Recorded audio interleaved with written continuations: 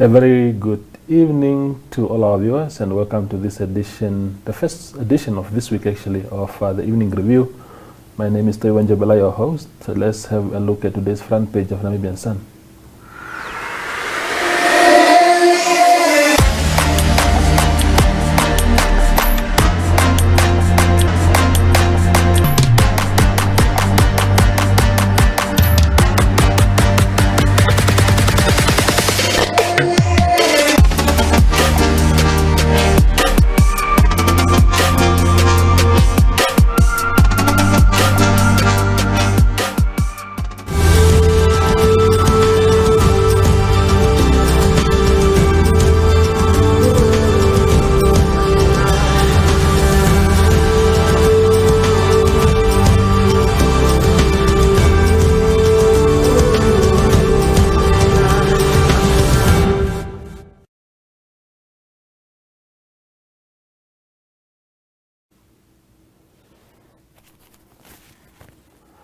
Tonight on the show, we are joined by Sadé Gawanas. She is a councillor at the city of Windhoek, representing the Landless People's Movement, and we are just here to touch base as to her work and, of course, those of others at the city of Windhoek. Councillor, welcome to the show. Thank you, Mr. Toivo. How are you? No, very well. I'm good, thank you. Yes, Perfect. Thank you for joining us. You're welcome. There is commotion at the city of Windhoek, and I suppose now it's just reaching the, sort of the climax. But it has always been there's always been some, I suppose, ideological differences between particularly your party and others at the city of Windhoek, starting already right after the elections. There was talks of a coalition to be formed where the opposition parties were supposed to gang up against SWAPO, if you like, because SWAPO had the single most seats, 5, but others, of course, had lower seats, and they had to put their hands together to sort of form a ruling coalition. LPM stayed away from that. What was the reason for that? Mr. Toivo, one of the reasons why LPM decided not to join the coalition at that stage was that we had a principal, fundamental argument in terms of saying, look, if we are going to go into this coalition, can we please ask for a land audit? Can we ask for a financial audit? Can we ask for a human resource audit?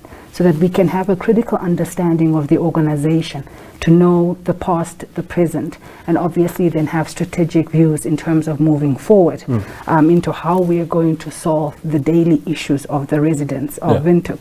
So that was where we were standing at that time. We said, let us first understand the system. Let's first understand the organization. Let's have a land audit, a financial audit, and a human resource audit. Unfortunately, that didn't fall through, and hence we had to let it go at that stage. Yes. But from who were you supposed to get this? I mean, you were all fairly new councillors, especially those that had talks around coalition. It's not. I could understand if SWAPO said no, because maybe they've been in charge before and maybe there are things that they may want to keep away from the rest. But who else would have any reason to not give you that? The coalition didn't agree to that. They didn't agree to that. What was paramount at that stage, I think, for the rest of the group was that the positions, the mayor, who's going to take the mayoral position, who's going to take the chairperson, who's going to be an MC. And that for us was not priority at that time, because we saw this as going into a coalition. We need to understand why we're going into the coalition and what it is that is expected from us in terms of understanding the land situation within Windhoek, the financial stance of the organization, as well as the human resources. Indeed. Since then, how has it been for you guys working outside the formation of that particular structure? Of course, there's still a lot of definitions around coalition and what was not signed to really formalize it and whatnot. But in principle, you were outside that arrangement. So how have you guys been able to work with these guys outside that arrangement? We understand what it means to be within a council. A council consists out of different individuals. There's obviously different political parties. That could never stop us or discourage us from doing our mandate as being elected by the people out there. We were going into the streets, we were talking to people, we're engaging with people, we're trying to find out how can we find the solutions that people obviously have been telling us these are the solutions. We've been working on the ground with the people. We have been contributing in council, we have been researching, we have been asking if this agenda points are brought to the council, what does it mean for us? What does it mean for us going forward in terms of dealing with the issues of the residents of city of Windhoek? It never stopped us from understanding our mandate. It has never stopped us from ensuring that we engage with the other councillors as well. Even though we might not be in the coalition, it has never stopped us from seeking advice, seeking, talking to SEs, talking to the organization, talking to the CEO. It has never stopped us. The coalition, basically, if I would put it that way, just necessarily meant that they had the bigger portion. They had the majority when it came to voting. We are also represented, we are also in the committee for the formalization of the informal settlements and the integration of Groothoop, as well as the land delivery and affordable housing committees. There, we obviously, with the SEs and with the office staff, sit down and we discuss what needs to be done, what has been done, what can we build on, what are our strengths, what are our weaknesses, and what can we go on forward. And that's what we've been doing in the council, regardless of being in the coalition. And being outside that coalition, have you at any stage felt alienated, maybe by your fellow councillors that are party to those arrangements, especially also that you haven't joined hands with, because it's only your party and SWAPO that are not part of that arrangement. And I can't imagine SWAPO necessarily and LPM seeing eye to eye on everything. Have you at any stage felt alienated? Yes, we have. We have, obviously. There are times when, without sitting in council, we only have the committees on which we serve that we sit, and then we also have the council forum. Obviously, when it came to them having the voting powers, if they made the majority decision, it puts us in a position where we cannot air our minority views. But entirely in the whole council, regardless of that, we kept on pushing, we kept on being there, we kept on being part of the whole process when decisions are being made, so that our voices are clear and they are heard, and that our opinions are also taken, regardless of the fact that whether they're going to be taken or not. We still contributed as much as we can. Yes, obviously, for us, it is about effective service delivery. How do we do that? How do we get to that? It is also about transformative leadership. How do we together transform the organization, regardless of the fact that we might not be in the coalition or not? But there are obviously different means and channels of doing that. Working with people on the ground, talking to people, engaging and understanding the stance of how the organization works in order to let our views and opinions also be heard, and for us also to be part of the whole council, because we look at it as a council and not as the progressive forces against SWAPO or the rest. We look at it as a council. How does the council sit together? How does the council speak? What does the council say? How do we get to our and reach our objectives? That is our main. Indeed. Now, everybody, councillor, would say exactly that we are part of the collective. It's collective success or collective failure.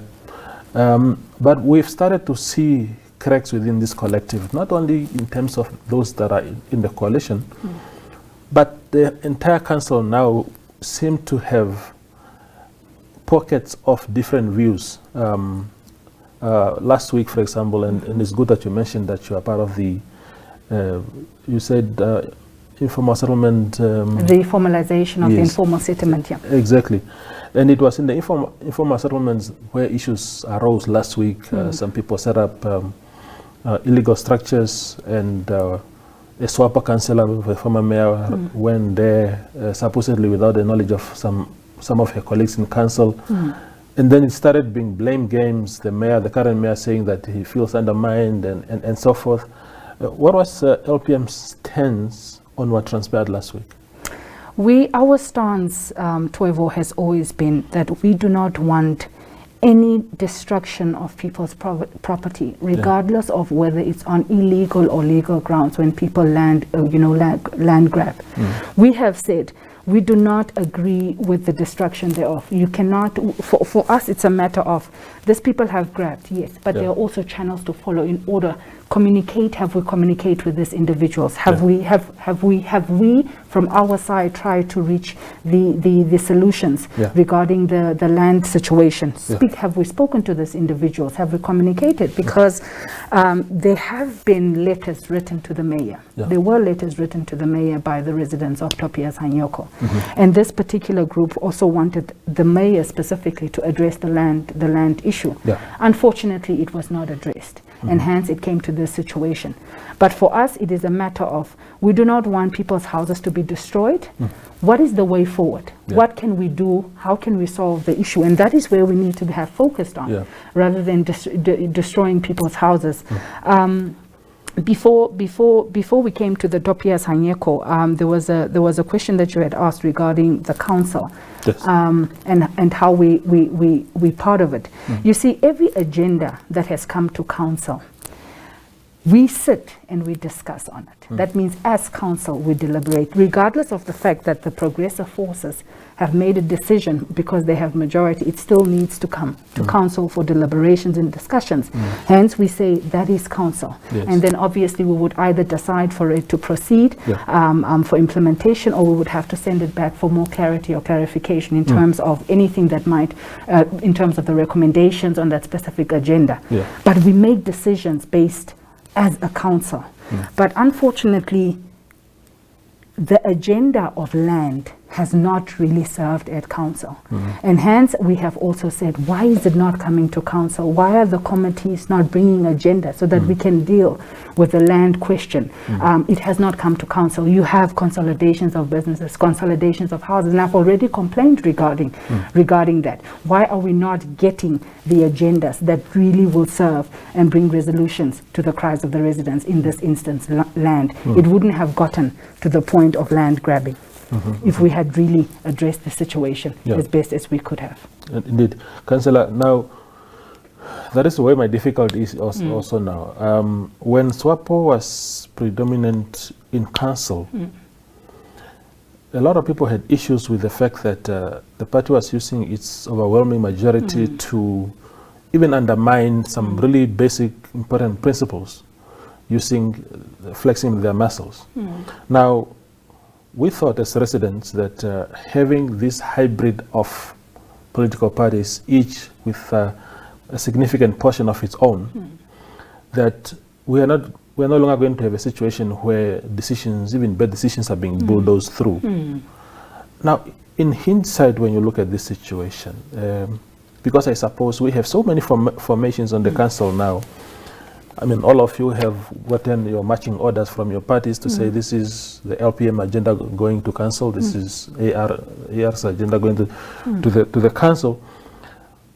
Where do you see, or how do you see this whole thing going? We still have a mammoth 5 years ahead of us, in fairness. But I mean, what can we expect from a divided council for the next 5 years? Toivo, if I can be brutally honest with you, if we take out the personal agendas, if we focus on the issues at hand of our residents, if we ask the relevant questions and we have a team that is working together, we will be able to reach our objectives. Because I'm sure when it comes to IPC, they understand the land situation. When it comes to AR, they understand. When it comes to LPM, they understand. Everybody understands what needs to be done. It is the issues of personal agendas, personal vendettas, people that want to elevate themselves to get to certain positions at the cost of the residents that are waiting for service delivery. If we don't get that right, we are going to fail. And within the mandate, within the Local Authorities Act, within our procedures, within our policies, it is very clear that we need to understand what is our objectives of council. What is the objective? Why are we there? What is our mandate? And we all, in order for us to reach that objective, what need to be do? We are very strategic in how we can apply, how we can do this. We have been strategic. In actual fact, when we also left the coalition, we said, look, let's sit and wait. Let's sit and look how this is going to turn out. And there it shows. The cracks already started showing. We could see what is happening. We could see who's playing against who, who's backstabbing who. And those are just the nasty games that are being played at the cost of the residents waiting for service delivery. You spoke about personal egos and people wanting to use this as a stepping stone to other positions. Are you referring to Dr. Job Mpanda, the mayor? Let me rather not get into that. I'm sure everybody sees what is happening. I mean, our residents are not, they're not stupid enough. People see what is going on. People see, people experience the lack of service delivery simply because obviously something is happening within the council. You see, the design of council itself should tell you, or at least teach you as an individual, that your personal ego, your personal vendetta does not have space. It cannot have space to grow in. That is the environment in which you are forced to work with the other person, regardless of the fact that you do not like them or not. This is the environment in which, yes, you have minority seats, you have majority seats. But at what point are we coming together to reach an objective that we both should, in actual fact, because of the land crisis, should see as we have to deal with this matter? It is important that we deal with it. And also, very importantly, not to have that ego of we are going to do it better than what you have done, because there are also other things that our predecessors have done that we need to acknowledge. Their failures, their successes. How do we build on both? Because a lot of projects that we as council are currently handling right now has been initiated already. How is it? How do we improve? How do we remove? How do we add? How do we subtract? And that is where we need to get together. Unfortunately, if we have those types of attitudes of, I can do this on my own, we are the progressive forces, we can do whatever we want to do because we've got the majority, that sort of attitude is not going to get us very far. Indeed. Yeah, I brought up the mayor's name because when he was having a press conference last Thursday, you were very active in the comment section there. Saying some unholy things, of course, from his perspective, I'm sure. Do you guys have any relationship, a professional relationship? Do you guys talk to each other as councillors and say, comrade, here you are wrong, comrade mayor, you are wrong here, Sadé, you are wrong here? Or do you now just communicate via these channels where you are far away from him and therefore you can say whatever you want to say? You see, when the chairperson of the council is an individual in that position that is supposed to take leadership, supposed to have leadership skills in order to know how is it that I'm going to deal with different political parties of which we have different political ideologies, of which we have different political stances. Leadership, ethical leadership is not present in the council. You have that situation where, because we are the progressive forces and because we have majority, we are going to do whatever we're going to do because we don't in actual fact need you. That's the type of attitude and that's the type of energy that you have. As a leader, I would have expected all the councillors or the chairperson to be able to pull all of us together and get us into a direction to reach a specific objective. That hasn't happened. Mostly, it is. To be honest with you, I've never really had a one-on-one conversation with him. We've never sat down. We've never spoken. I don't necessarily have a personal issue, and I also don't believe he has a personal issue against me. But the way things are done within the council do not sit well, and you're never really given the platform to deal with questions because you're either thrown with the Local Authorities Act or you're thrown with standing rules of order, so that you are just quiet, or you are being told that the city police are there, that if you're unruly or you ask questions that you will be dealt with. We are a council, we are not a kindergarten, and I think that is where the whole the whole situation is also getting out of control is that we don't understand, or either the leadership, there's no leadership direction, ethical leadership direction. There's no, regardless of the fact that we might have fundamental differences with SWAPO and how they have done things. SWAPO has got 5 seats within council. We would have to sit and talk to them. Regardless of the fact that LPM has got 2 seats, they are part of the council. You need to engage with them. You need to bring them to the table so that we deal with this as council and work together. But if you try and alienate people, if you try and push your agendas, it unfortunately will not work. Definitely. Now, the danger with this arrangement, Councillor, is that as residents of this city, in 2020, when is the next election? 2025. Yeah. When elections are held again, we will reflect on what has transpired this term in terms of both service delivery and not having proper cohesion within this structure called the Windhoek Municipal Council. Now, do you feel sometimes that, because as LPM, you want 5 years from now to go back to the residents and say, this is what we have done. As a collective, this is what we've done, but as LPM specifically, this is what we have done. Do you think if this squabbling continues, that it will put your party in a difficult position to really say, look, this is what we have done in the past 5 years? You see, when we were campaigning, we understood what we were saying to the people. Yeah. It is that when we have integrity and we say we are going to do something, and we fail at doing that, we should also be honest enough to say we have failed. And these are the reasons as to why we haven't failed. We came into council with our campaigning strategies. We got our 2 seats because we were at least honest enough to say, this is what we can do with what we have, if we have it. If we don't, and if we don't reach that objective, unfortunately, we'll go and say we have failed. But also, we are not looking at 2025 as per yet. We in 2021. We are saying, what can we do effectively with what we have right now? 2 seats in council. What can we do? Is it only within council that we work, or is it that we can go out there and work with our people to reach certain objectives? It's not just necessarily stick to council and stay in council, and if you don't reach it, you have failed. But what is it that we as a political party have always done that has worked for us to get us where we are today and to continue? And I think that we have that relationship with our people. We know exactly who we have gone to, especially when I was doing my campaigning in Kadatra Central. Honest enough to go back and say, well, we have failed, or we have succeeded here. We could achieve this, we could not achieve this. And also educate and engage with the communities to make them understand as to why we haven't reached those objectives. Indeed.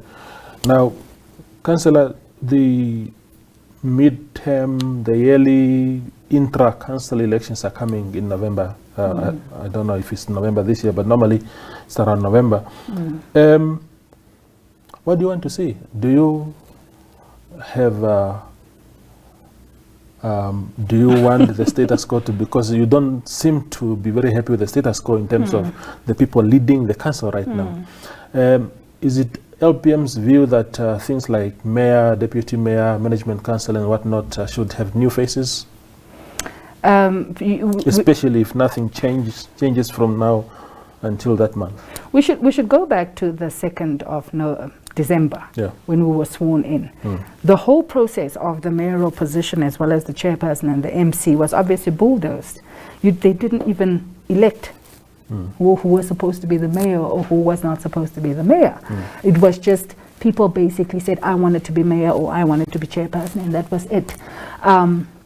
For us, if we have individuals that are really there to prioritize the needs of the residents, and that person is capable of leading, so be it.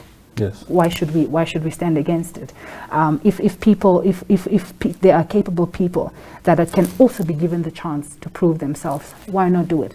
Because at the end of the day, you would have Nudo that says, but we also deserve a spot. You would have PDM that says, you'd have then LPM that says, so everybody within that council, if there are people that really have integrity and that can work for the solutions of this city, then so be it. Then so be it. What is likely to happen? What is likely to happen? You sit in council, you read the mood in the building. What is likely to happen in November? There'll definitely be change. There'll be change. There'll be change. Okay. There'll definitely be change. So, the last question to you, Councillor, is you were a cartoon last week in the Namibian. Then they were you did it quite cute, sadly. And you had there were issues of 5G and stuff like that. What is the issue at the city council right now or at the municipality regarding 5G? And then why? What is your role in this that you ended up being a cartoon? A cartoon, and I previously when Joyce Muzengwa was a cartoon, I was actually laughing at her and teasing her, not to know that my day was also coming. Toivo, ever since the beginning of council, we obviously having IPC, having the progressive forces in the management and mayoral and deputy. Whenever management committee actually had meetings, there would be discussions regarding a specific agenda. On the 14th of April, what had transpired was an agenda point came to council. And we were asked, and that was about 2 hours before the council sat down. We were asked to waiver our 72 hours, by which we didn't. We disagreed. And obviously that agenda, part of the recommendations, what there was an internal audit investigation report that was given to the management committee on the 16th of February, since the internal investigations had been concluded in January on the 17th. I then asked why is it coming to council if we have not been given the opportunity to peruse through all the documentation regarding the specific agenda? Because when anything comes to council, we are asked either to note, or we are either asked to give, accept the recommendations as is, or we'd obviously have to deliberate. And my concern specifically was, if you want me to accept these recommendations, you would also want me to have a thorough understanding of what is happening within the specific agenda that has been brought to council. There was also on that day that we didn't waive our 72 hours. His Worship called a meeting, a special council meeting on the 19th of April, which was cancelled an hour before it began. Till to this day, we do not have an explanation as to why that meeting was cancelled. Now, this specific internal audit has got too many irregularities. I basically, it was also, I found out that later, we were not, as councillors, we were not supposed to have that internal audit report because it was the prerogative of the chairperson of MC and the CEO, which I had also called legal, and I had asked, but then how is this going to assist me in making a decision when the agenda point comes to council? It was kept away from the councillors, which obviously was a red flag for me. I then went back and I got the document, and I had written a letter to the CEO, and on his response was, obviously he went back to the Local Authorities Act and he had stipulated sections for me, and then he said that it is, as a culture, the chairperson of MC as well as the CEO can decide what information they divulge to which councillors. There I personally didn't agree. I wrote that letter. That was the answer. I didn't agree with the answers I received. And then I went forth to write a memo. The Namibian got a hold of the internal audit report. And obviously I had for me the whole thing was the integrity surrounding the 5G. how the application was done. The report from the ECB, the report from the reports from MTC, basically all stakeholders in the telecommunications, how the telecommunications license, the bribery, the corruption charges, who is involved in all those, all that surrounding the whole internal investigation. So that whole concern obviously came out. And for me, the question was, why do you keep it away from the rest of the councillors if you're going to bring an agenda to council for them to deliberate on? Shouldn't they have all the information that they require?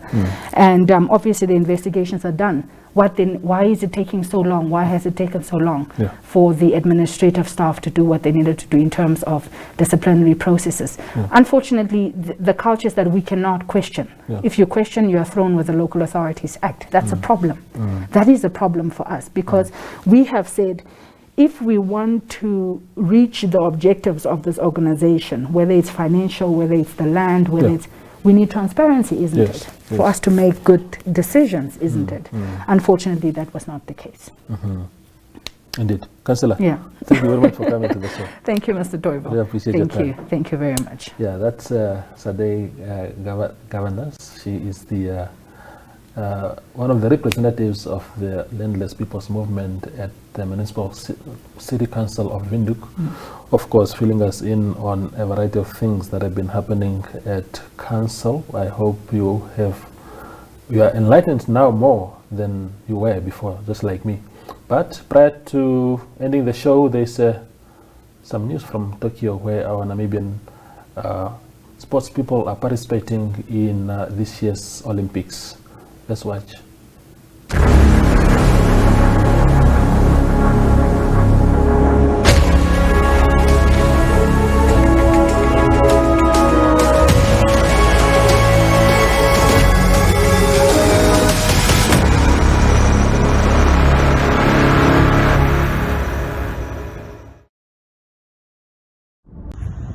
We're waiting for a bus to arrive here at the Athletes Village.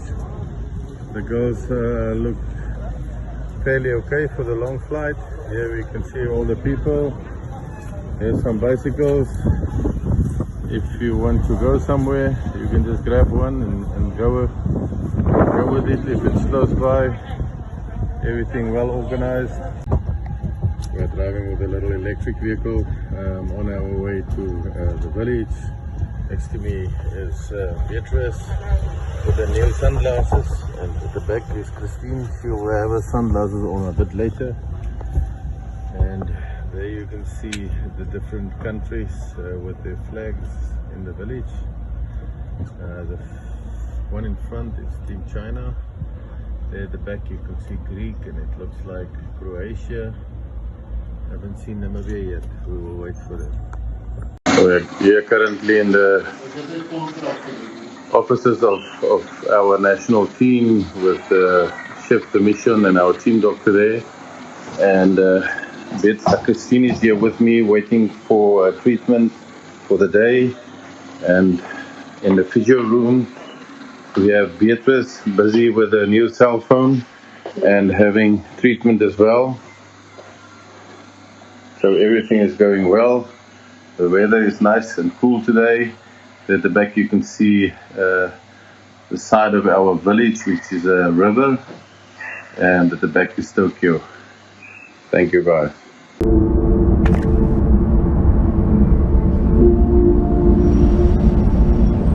We were born for this moment.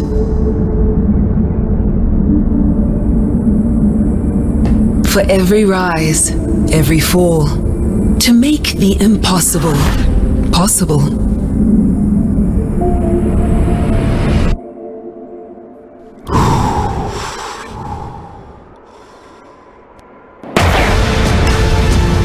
To create moments that inspire and live the thrill of excellence. On the grandest stage of all. Forget the past, for the future awaits. This is that moment we've all been waiting for pride, for country, for you. Brilliant performance that was. The Olympic Games Tokyo 2020. It's go time on GoTV. Love it.